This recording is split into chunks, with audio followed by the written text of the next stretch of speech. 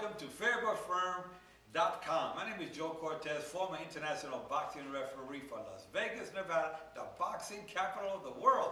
And when I say boxing capital of the world, believe me, we have some great fights throughout the last 3-4 decades, and there's still some great fights coming up. Now you got, don't forget, September 14th, you got Floyd Mayweather versus Canelo Alvarez. That's going to be an excellent fight for the fans to watch. I mean, it's been sold out. Tickets sold out in 24 hours. And those fans that want to come to Vegas to watch the fight, you're not going to be able to get in, but you can surely see that most of the hotels are going to be covering the fights on a big screen. So you want to join the after-fight parties and have a good weekend in Las Vegas, this is the place to be. But again, don't forget, the room rates are up a little high, so if you want to share rooms or whatever, do whatever you can. But it'll be a great, great weekend for boxing. Remember, September 14th, Mayweather versus Canelo Alvarez, the up-and-coming rising star in boxing. So you got to know, Mayweather's undefeated, great record. He hits and don't get hit, but you know, once in a while you'll get hit with a shot, and that's what Canelo Alvarez has the opportunity of creating a big upset in boxing, because anybody who has a punch like Canelo Alvarez can make a big difference. Now let's go back to 2 weeks ago. I was not able to come on last week. We were on vacation, the 4th of July. I hope you guys enjoy your weekend as well.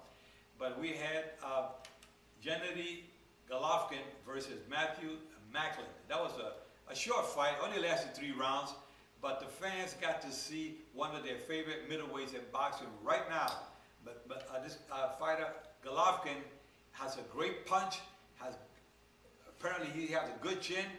He was an outstanding amateur champion, and now he's undefeated in the middleweight division.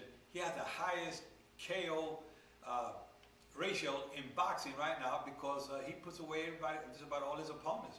So that night, Macklin got a little taste of the power of Golovkin. He pummeled him for the first 2 rounds, and the 3rd round he pummeled him a little bit more, then finished it up with a body shot. And he hit so hard, and believe me, when they say you nailed it, you hit the fighter, you kill the body, the head dies, that's what happened that night. And Macklin just gave up, and it was a great fight up to the point, in the sense that I say great fight, but you know, you have other fighters out there that are looking, that Golovkin is looking at. He's looking at Martinez, he's looking at Chavez, he's looking at Kid Chocolate. These are 3 outstanding fighters, you know, and boxing in the middleweight division has a lot going for themselves right now, because it's been in the junior welterweight division, but now the middleweights coming back onto the scene.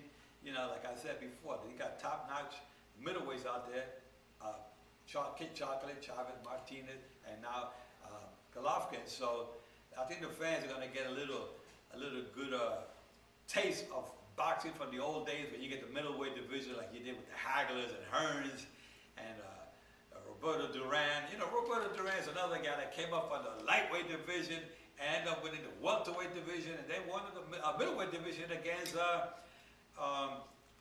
this great middleweight from New York, Iran Barkley. Now, Iran Barkley was a young, strong, tall middleweight, and who would ever thought that Roberto Duran, as a lightweight, he's only like about 5'6", 5'7", I think 5'7", and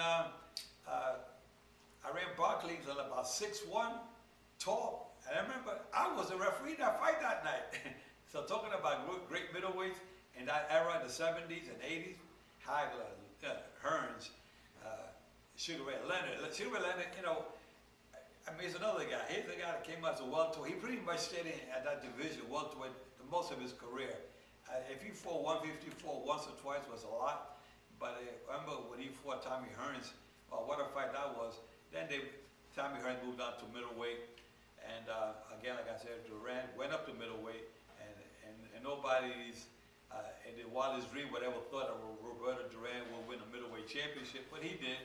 He put Iran Barkley down in the 11th round and won a split decision, and it was one of the best fights that I can say that I've ever refereed, because when you have Iran Barkley with Roberto Duran going 12 rounds toe-to-toe, they could have fought in a phone booth that night. That's what kind of fight it was. It was one of the most outstanding fights I've ever refereed. Okay, let's go to another topic. Let's just talk about boxing in general right now, where it stands. I think boxing is really coming back up again. As shown in the last couple of, I would say the last year or so, all these outstanding fights that we've had in boxing, I think boxing is really, has turned the corner again. Because I've always said boxing has its peaks and valleys, and now boxing is back where it belongs. And you know what?